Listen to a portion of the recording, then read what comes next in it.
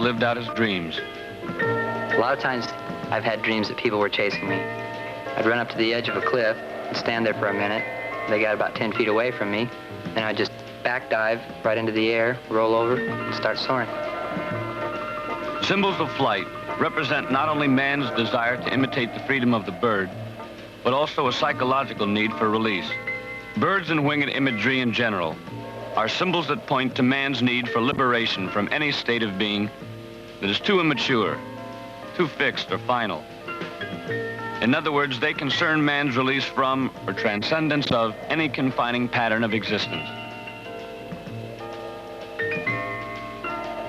The dream of flight has led man on a search throughout recorded history.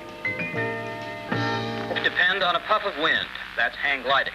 Its fatal potential was proven today when a sudden gust blew 26-year-old John Purviance of Pacific Palisades into some high-tension wires near Malibu.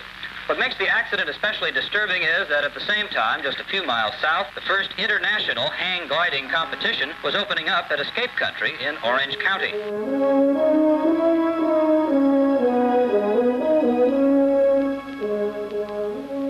The competition will be going on all week from now till next Sunday. Gliders are judged for both distance and accuracy, and competitors come from all over the world, 3 all the way from Australia. An increasingly popular sport, one with enormous risks.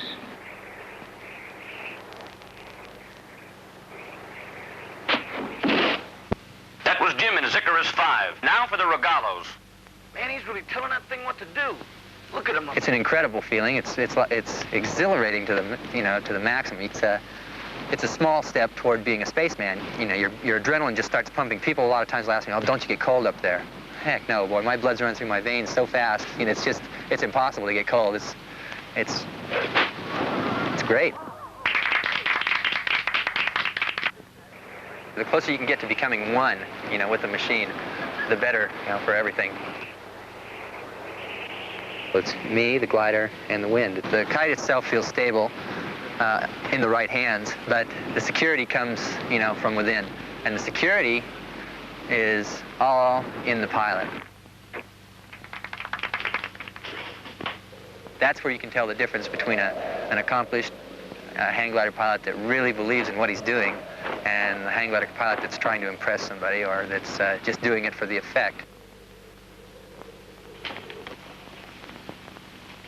A growing sport of 15,000 enthusiasts.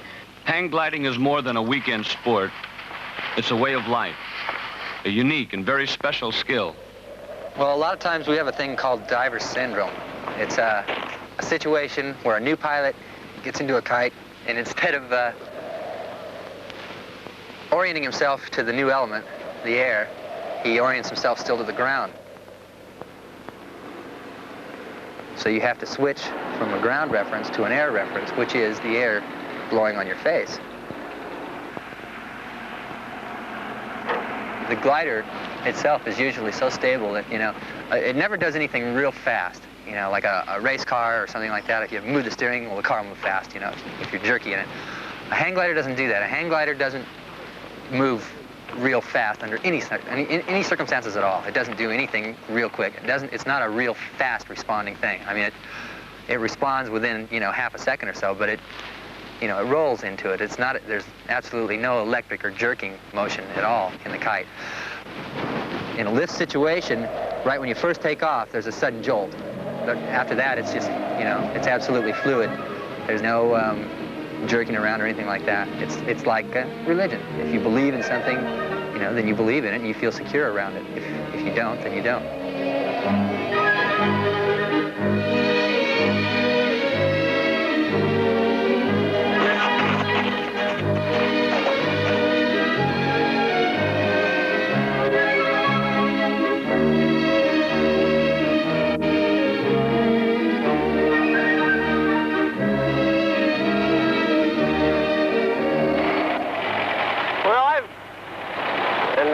fly because I enjoy being out in the open, out in the breeze, and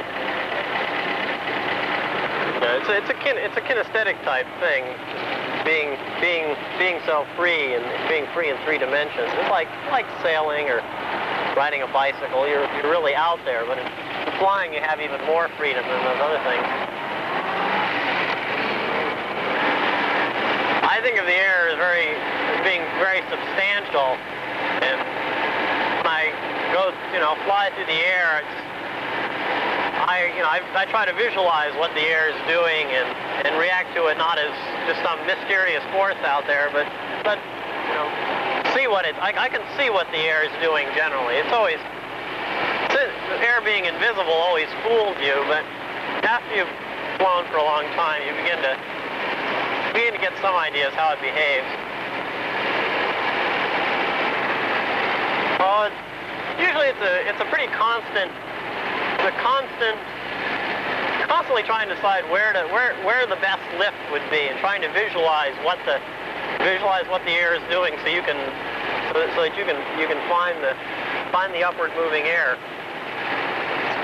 It's constantly a question of what just happened where I was, and do I want to go back there again, or should I try going someplace else? It really keeps you very busy if you're trying to soar actively. I feel quite secure in the air, depending on the conditions.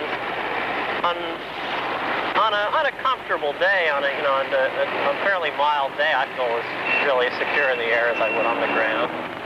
When it gets very turbulent, then sometimes being in the air is a little more. It can get sort of scary sometimes. I mean, when you're up there alone.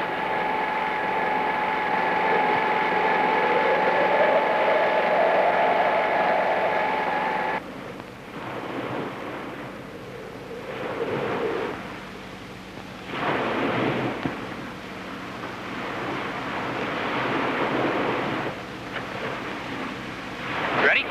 Okay, good run now.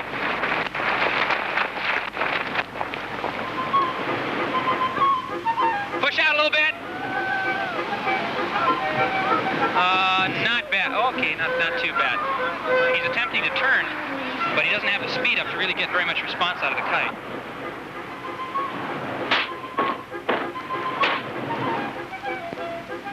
Next. This time, try and keep the glider a little bit more neutral. You have a tendency to run with the nose down. We'll keep the speed up going off, and as you get to the edge there, just relax and ease the glider out ahead of you. Ease it out. Ease it out. Pull it! Nice shot, baby. All right. That was a nice flight. Thank you.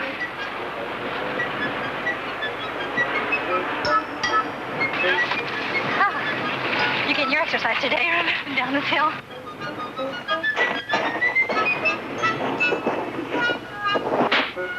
The most important thing, in my opinion, is really getting a nice, clean takeoff every single time. That's one of the really nice things about this place, is that it's soft, it's really forgiving. You can really make some horrendous mistakes and come up smiling.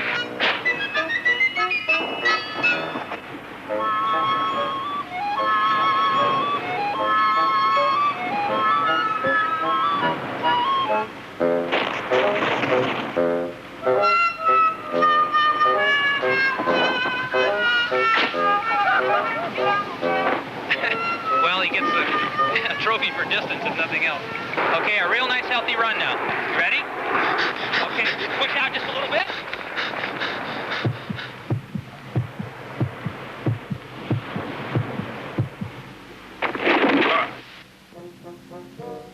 It was Leonardo da Vinci in the 15th century who first attempted to fashion the dream into a reality.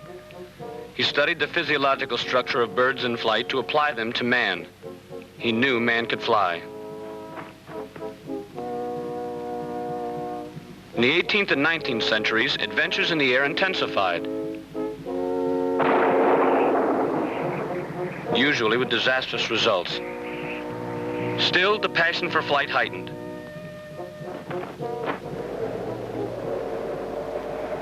Otto Lilienthal, pioneer glider pilot, had this to say. The air is the freest element. It admits the most unfettered movement, and motion through it affords the greatest delight.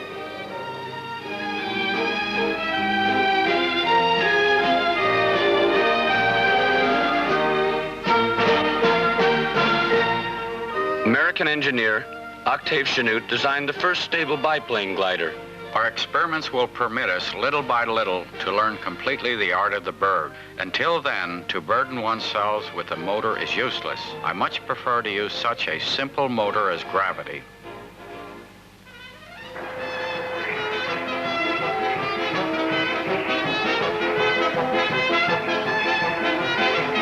Men of science drawn to flight found inspiration from birds. They even identified with them. This was the case with Orville Wright. A mockingbird lives in the tree that overhangs our tent. We often think of him when the wind is shaking the sides of the tent till it sounds like thunder, and wonder how he is faring and whether his nest can stand the storm. We need no introduction in Kitty Hawk. Everywhere we go, we are called Mr. Wright.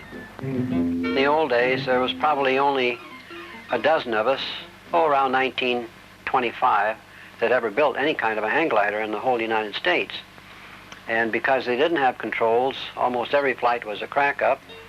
We never jumped off mountains with our gliders, just running down the hill and making prolonged jumps. I remember one of the neighbors on this hill that lived on the hill came running out with a National Geographic called Wings of the Wind. And he let me look at some of the German gliders that were being built at the time.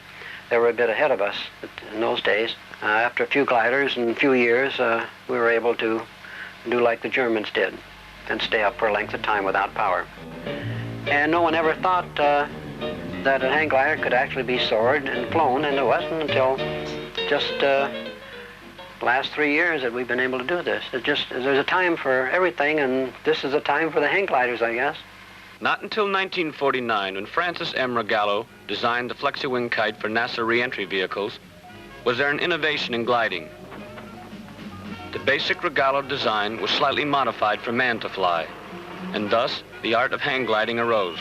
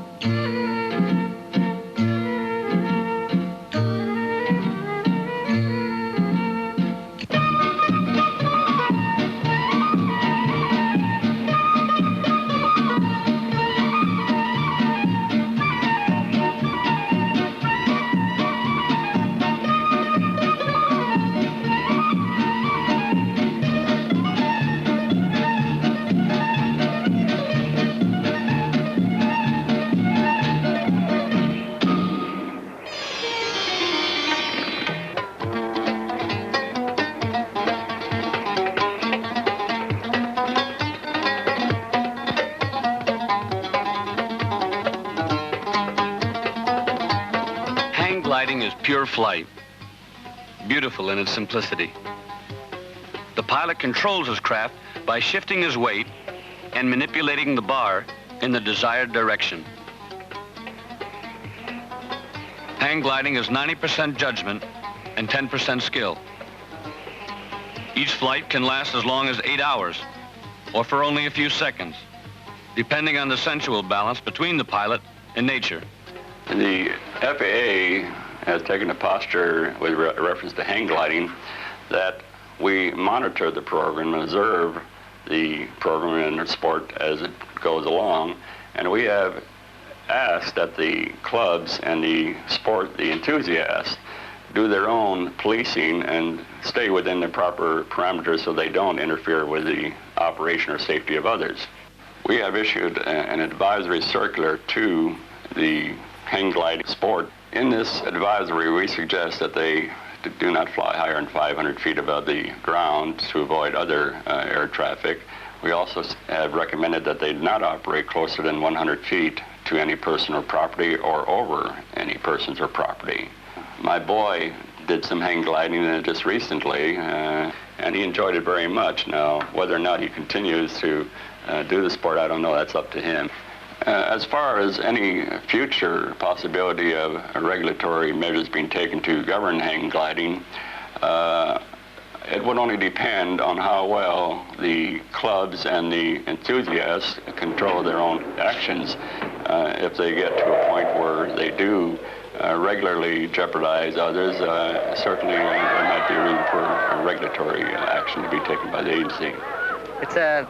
It's a place that, you know, not too many people can go. It's really nice. Like the air is actually their wife, you know, and they don't need a wife on the ground. Like a man with his work. You know, you always hear the wives complaining about he never comes home, he's always at work, he's married to his work. They're married to the sky.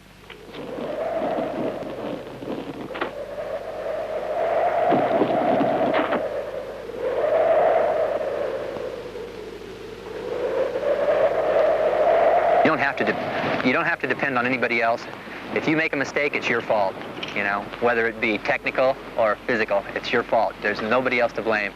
And I like that because I like competing against myself. I don't necessarily get off competing against other people. You know, it's because a lot of times that causes hard feelings and you lose a lot of real good friends by doing something like that. Usually, I don't worry about him at all. Not anymore. I used to when he was first starting. But now he's a lot more careful, and I just trust his judgment.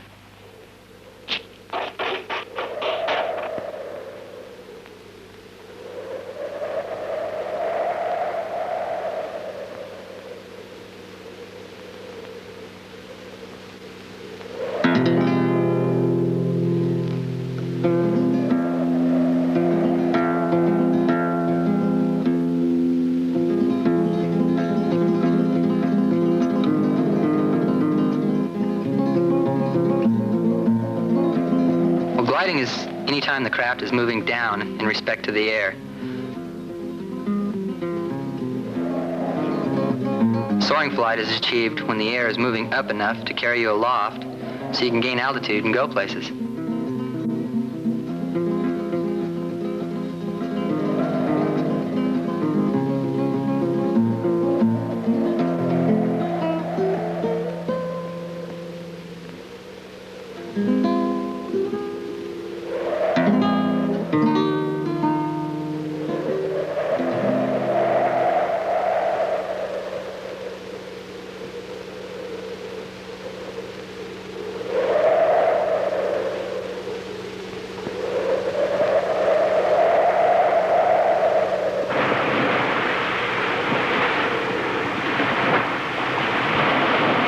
Compare it to sex. It's really undefinable.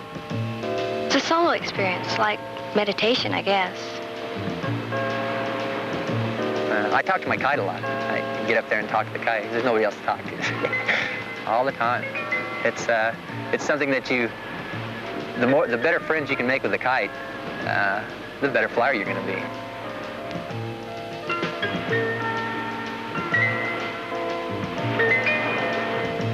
It's a very personal challenge. You're working with this tremendously, the air, this tremendous fluid environment, and you're just So you've got infinite choices to make there.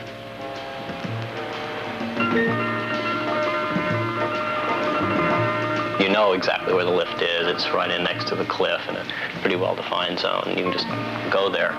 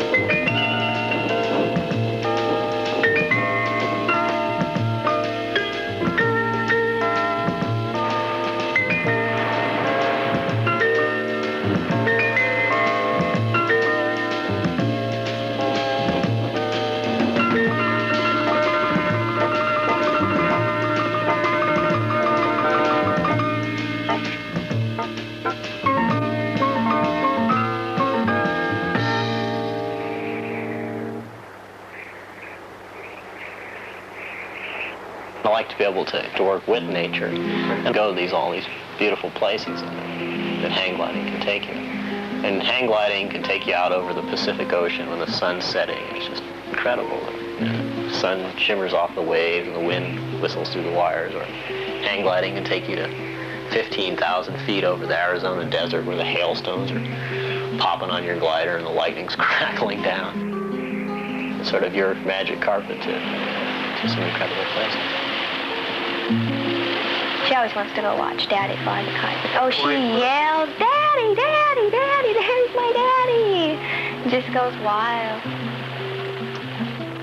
And you're up there in the air, man. You're a long way from no place. If anything goes wrong, it can be curtains. And he hears her and waves down at her, and she just jumps around and really has a good time. She loves to go to Point Fermin because of the swings, too, and all the dogs, and Ice Cream Man comes there, too. Jack is a person that just has so much energy, and I can't see making him feel like he's chained to me because he's got the freedom of a bird in him. I can't see any, right of mine to, cut his wings off. You can always be by yourself, and you don't ever have to worry about somebody intruding on you. You can see for miles, and if somebody starts coming your way, all you have to do is move. The sound of the air rushing past you and all that's incredible. There's no way you can really explain it to somebody that's never experienced it. Hang gliding, an activity with a figurative history as old as man's desire to fly, has in the past few years attracted throngs of people from all walks of life. Its basic appeal is to man's curiosity for those varied experiences which help define his life. Hang gliding allows the pilot to follow his own instincts, make his own decisions, and directly control his own destiny.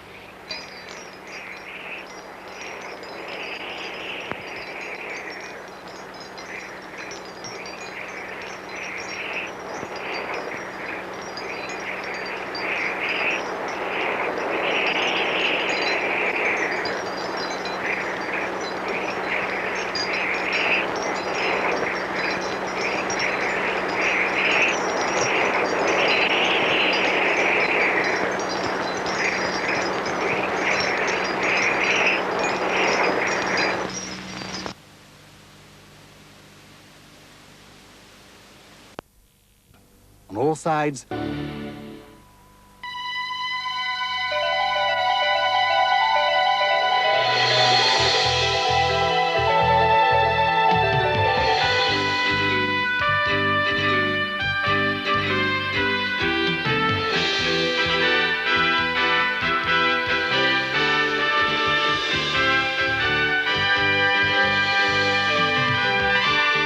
Hello, I'm Frank Boff, and I'd like to welcome you to another edition of Frank Boff's World.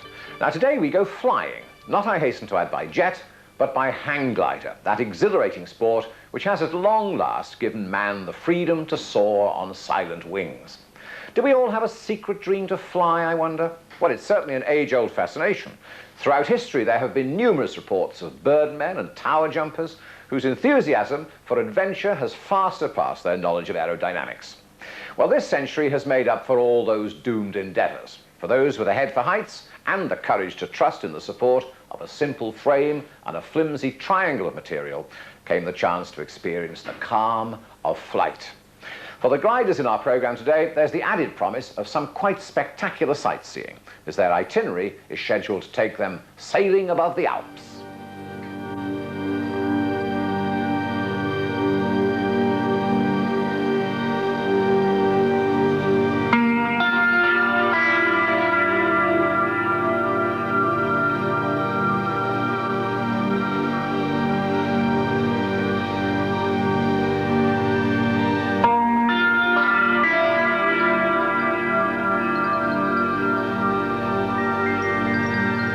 Since the beginning of history, man has watched birds using invisible air currents to soar over mountains, cities and plains. He has envied their effortless skill and made many attempts to fly with them.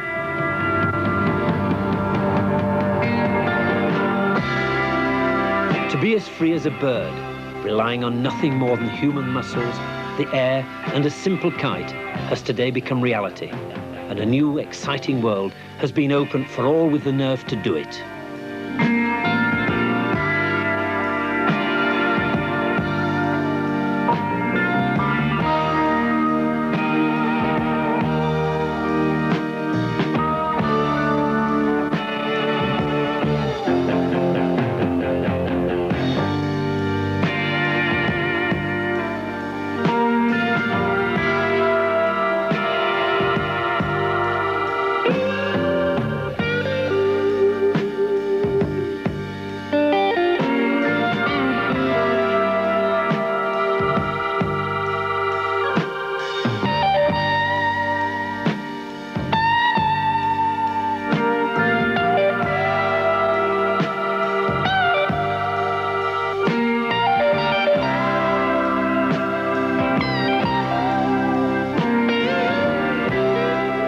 With a limited knowledge of aerodynamics and an excess of courage and trust in the Lord, Brother Elmer joined the birds of the air almost 1,000 years ago in Malmesbury near Bristol. He was reputed to have flown 600 feet from the church tower, but most of that was downhill, and he ended up with 2 broken legs. Considering the size of his wings and the height of the tower, he was lucky to get off so lightly.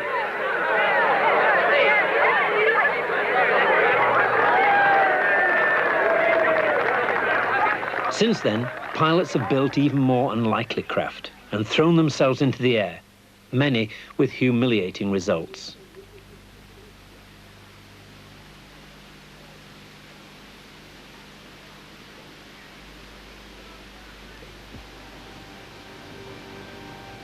The principle of the modern hang glider was the work of an American scientist, Dr. Francis Rogallo, in the late 1940s.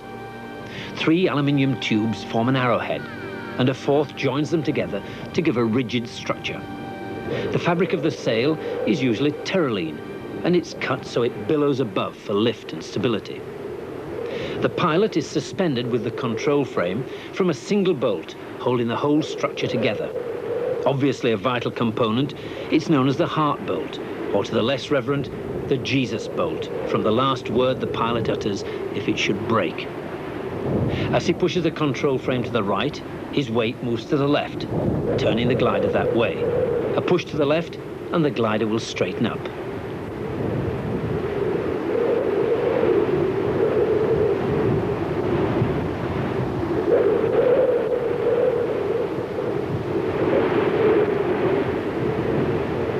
It all sounds very simple, and when carried out by an expert, even looks simple. But no parachutes are worn, and a moment's lack of attention can bring disaster. His only landing gear is his legs, and all the time he's looking for the exact place to land. Only the wind on his cheek and the flapping sail tells him if he's going too slow, when the glider will cease to fly and fall like a leaf from a tree. But he mustn't go too fast, or his landing will be very hard.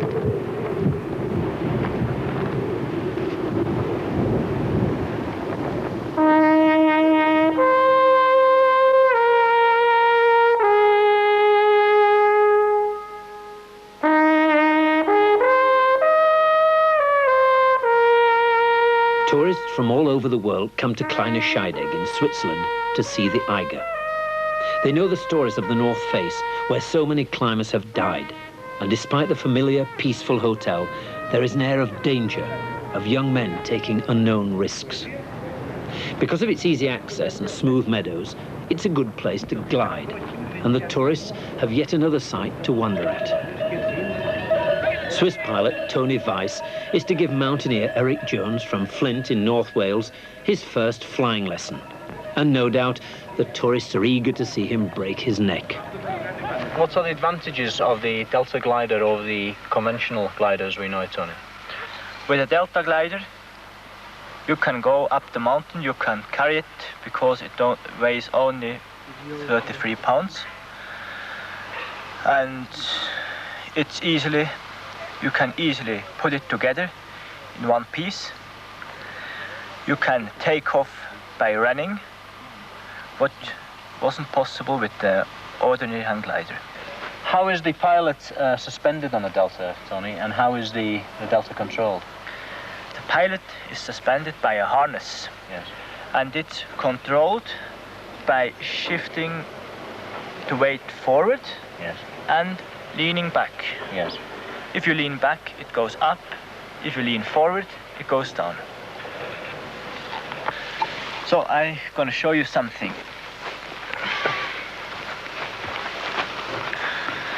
Well, if you want to fly with the Delta, yes, you have to run first, about 10 miles, then you can take off.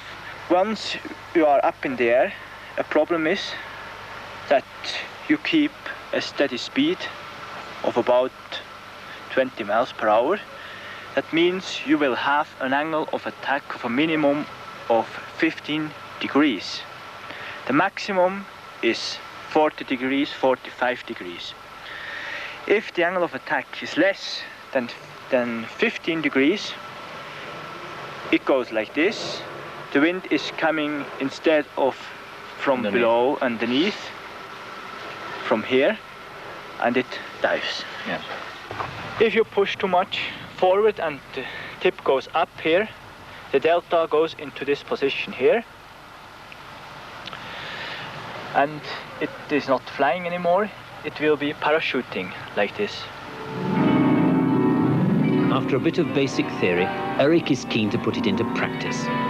The only way to learn how to climb is to climb, and he figures flying must be the same. So he survives his first and probably most dangerous flight. In 5 years, over 100 people have been killed in hang gliding accidents, and there have been many injuries. In Great Britain, 25% of all accidents happen on the first or second flight, and Eric was no exception. He wrongly thought a crash helmet unnecessary on such easy slopes. A minor cut, but it could have been much worse. Half of all hang gliding accidents happen to pilots with less than 10 flights, and Eric is anxious to get over this as quickly as possible. Now we know why the name of the first magazine for hang gliders was called Low, Slow, and Out of Control.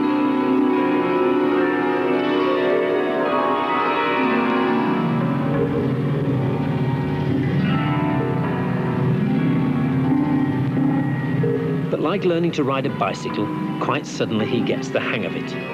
Instead of gripping the control frame for support, he relaxes in the harness, lets the glider carry him, and uses the frame for controlling his glide path.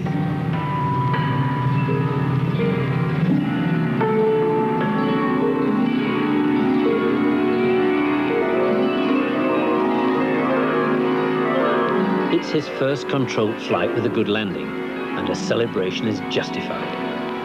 2 days of skilled instruction, and it's possible to fly the glider in good conditions. From now on, it's a matter of gaining experience of different terrain and winds, and avoiding that killer of pilots, overconfidence.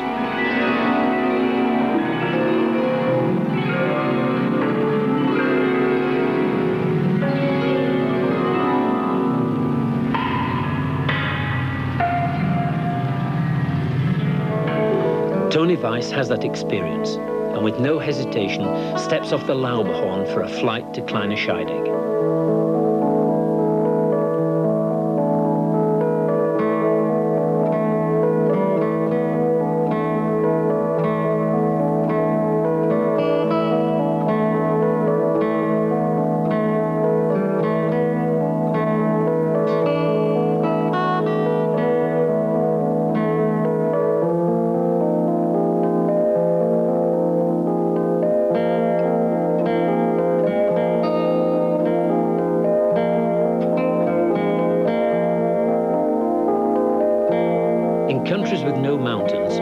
Rely on the wind blowing over the hillside to give them steady lift.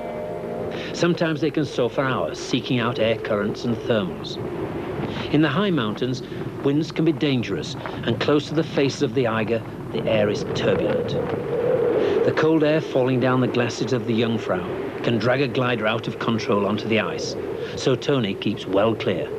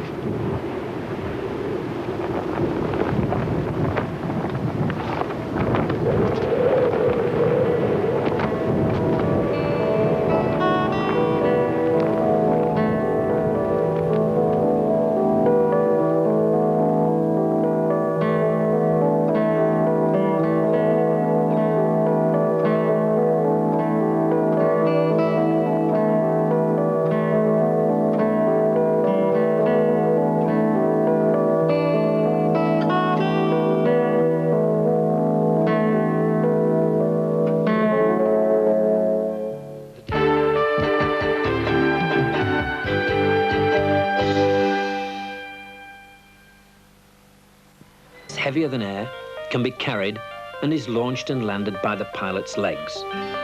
It makes no noise, consumes no precious fuel, has zero pollution, needs no special landing fields, and is dangerous only to the pilot, and then only when he's badly trained, reckless, or careless.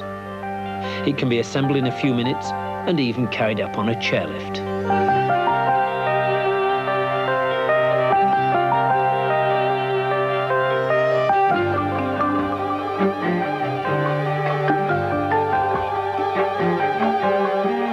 Like an airline pilot going through his pre-flight checklist, each tube, wire and bolt is checked, with special attention to the Jesus bolt, which holds it all together. It will never be as risk-free as golf, but who has discovered this sort of peace and exhilaration on a golf course.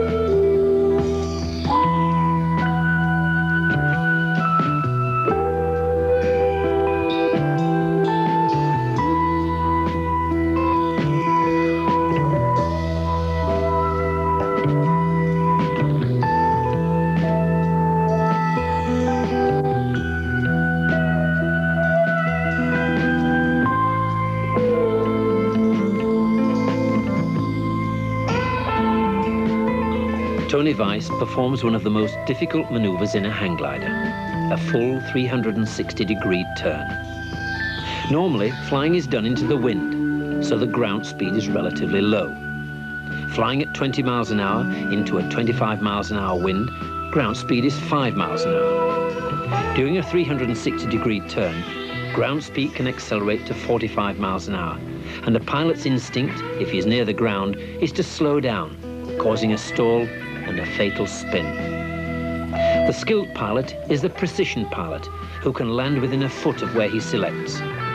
It's not without reason that one English club flying in typically English countryside proposed a motto, "Fly like a bird, land in a turd."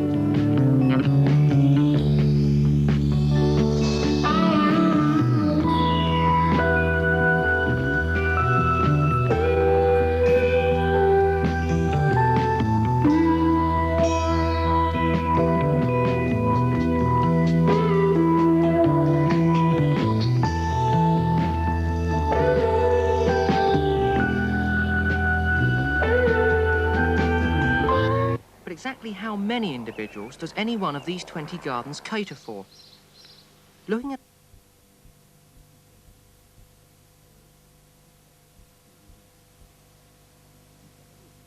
is at a disadvantage, and the bigger sail area, about 1 square foot per pound of weight, makes the glider more difficult to handle.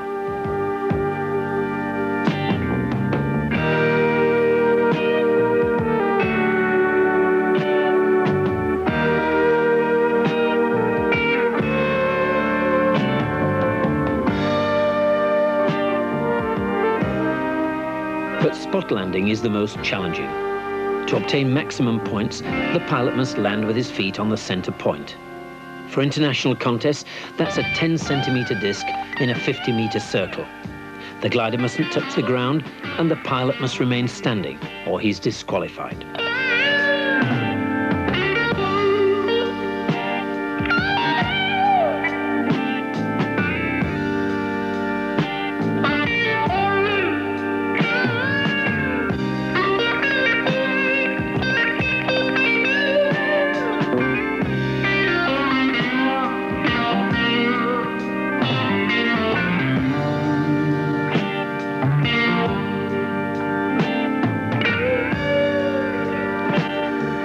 If the flyer comes in fast, he has plenty of control, but might overshoot or stall too high. If he comes in too short, he might just be able to make use of the cushion effect, the air trapped between the sail and the ground, to give him a few extra feet.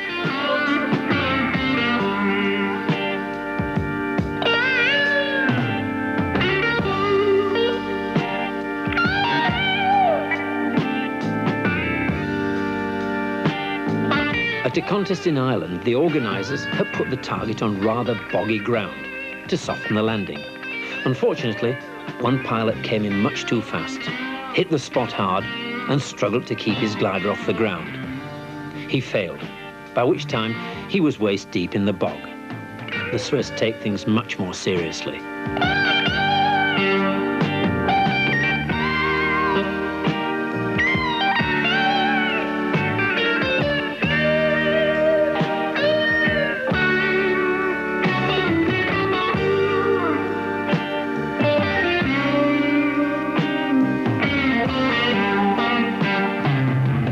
Almost 10,000 feet above sea level is the summit of the Schildhorn, and the circular restaurant made famous in one of James Bond's more outrageous battles. It wasn't until later that he learned how to fly a hang glider, and we can see now what he missed as Tony Weiss and his friends take flight to the valley below.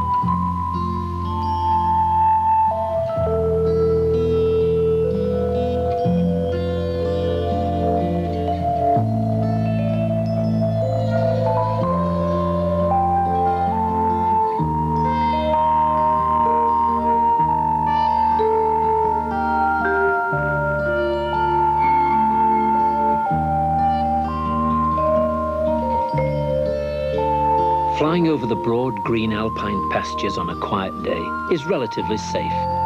However, in the mountains, particularly on a long flight, the weather can change rapidly and the flyer must be looking for all the signs of a change in the wind. Smoke from houses, ripples on water, waving trees. Near the vertical cliffs, there can be complicated eddies that can throw the glider about, or even worse, violent downdrafts on top of the sail that can deprive it of lift and hurl the machine to the ground in an irrecoverable stall. Today's conditions are calm, and Tony can fly close enough to take a good look at a 300-foot high waterfall without too much risk.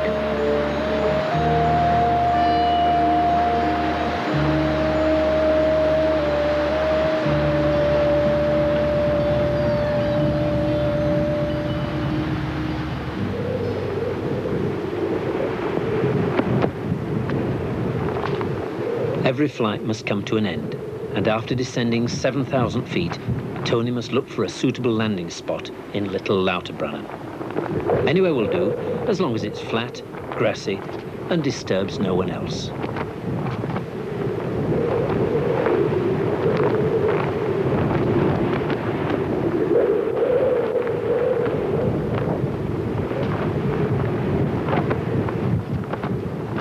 Perhaps when all the oil has been burnt, driving jets at higher and higher speed, this will be the only way for man to fly. Perhaps as he learns more about sailing a simple device through the air, he will appreciate more the skills of the true masters.